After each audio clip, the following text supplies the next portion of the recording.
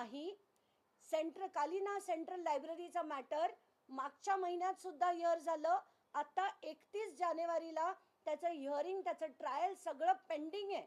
आणि पेंडिंग असताना predicate offences R over हे म्हणणं चुकीचं आहे. आणि आताच्या घटकेला मी चीफ जस्टिसना याचं पत्र लिहिलंय. हेच पत्र मी चीफ जस्टिस ऑफ इंडियाना देणार आहे, सगळ्या कॉलेजियमना देणार आहे, मुख्यमंत्र्यांकडे पाठवणार आहे. कारण लॉ अँड ज्युडिशरी हे जे डिपार्टमेंट आहे ते मुख्यमंत्र्यांकडे आहे. आत्ताच्या घटकेला मला तुम्हाला इतरही माहिती द्यायची आहे की त्यांच्या विरुद्ध आम्ही काय काय लढलो. त्यांच्या विरुद्ध एकतर मी 2653 कोटीची डिसप्रपोर्शनेट ॲसेट्सची केस केली. हे सुद्धा मी ॲफिडेव्हिटद्वारे माझ्या PIL मध्ये मांडलं होतं. त्याची सुद्धा चौकशी पेंडिंग आहे. या व्यतिरिक्त पूर्ण देशभरात बेनामी ट्रान्झॅक्शन प्रोहिबिशन ॲक्ट ही जेव्हा आली तेव्हा बेनामी ट्रान्झॅक्शन प्रोहिबिशन ॲक्ट खाली पहिली कंप्लेंट केली होती ती मी केली होती 2 गोष्टींविरुद्ध. एक म्हणजे भुजबळांच्या सगळ्या कंपन्यांचे डायरेक्टर्स आणि त्यांनी जे पैसे फिरवले त्या सगळ्या ऑपरेटर्स विरोधात मी बेनामी ट्रान्झॅक्शन प्रोहिबिशन ॲक्ट खाली त्यांच्या विरुद्ध कंप्लेंट केली. आता त्याच्यात काय झालं होतं की ह्या कंप्लेंटमध्ये एक सुप्रीम कोर्टाची गणपती डीलकॉमची एक केस होती, ज्याच्यात एक ऑर्डर आल्यामुळे ही केस सुद्धा संपवली गेली होती. पण ती गणपती डीलकॉमची सुप्रीम कोर्टाची केस परत रिव्ह्यूमध्ये गेली आणि त्याची ऑर्डर कम्प्लिटली उलटी आली. म्हणून एप्रिल 2025ला मी पुन्हा एकदा बेनामी ट्रान्झॅक्शन प्रोहिबिशन ॲक्ट खाली कारवाई व्हावी, जप्ती जशीच्या तशी ठेवावी सगळ्या प्रॉपर्टीजवर. याच्यासाठी मी एप्रिल 25मध्ये IT डिपार्टमेंटला तसं पत्र दिलं. त्याच्यावर कारवाई सुरू झाली. ती कारवाई सुद्धा पॅरलली चालू आहे. आणि हे सगळे ऑफेन्सेस आहेत ते सगळे एकात एक आहेत.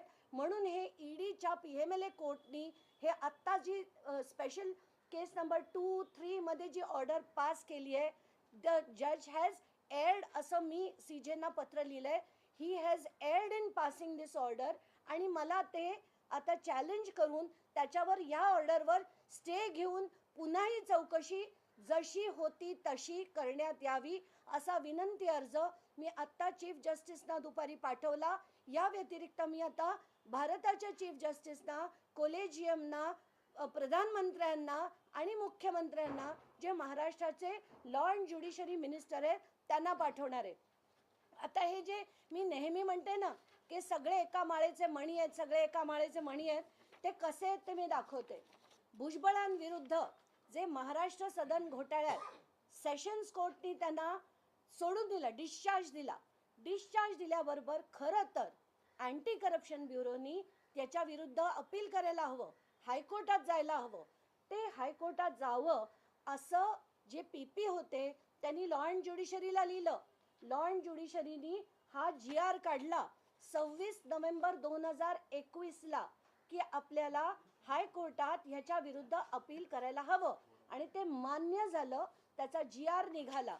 त्यानंतर उद्धव ठाकरे सरकारने, म्हणजे मी कसं म्हटलं की हे सगळे एकत्र असतात, सगळी तुमची चूप माझी चूप, ती कशी आहे ती तुम्हाला दाखवते. त्यानंतर उद्धव ठाकरे सरकारने तातडीने म्हणजे 31 मार्च 2022ला हा GR कॅन्सल करा असा दुसरा GR काढला. म्हणजे भुजबळांच्या विरुद्ध अपील करण्यात येऊ नये असा GR हा 31 मार्चला उद्धव ठाकरे मुख्यमंत्री असताना काढण्यात आला. त्यानंतर एक सुहास कांदे नावाचे एक व्यक्ती आहेत, त्यांनी अधिवेशनात लावून धरलं होतं की यांच्या विरुद्ध एक आमदार आहेत त्यांनी लावून धरलं की छगन भुजबळांविरुद्ध हे चुकीचं झालं.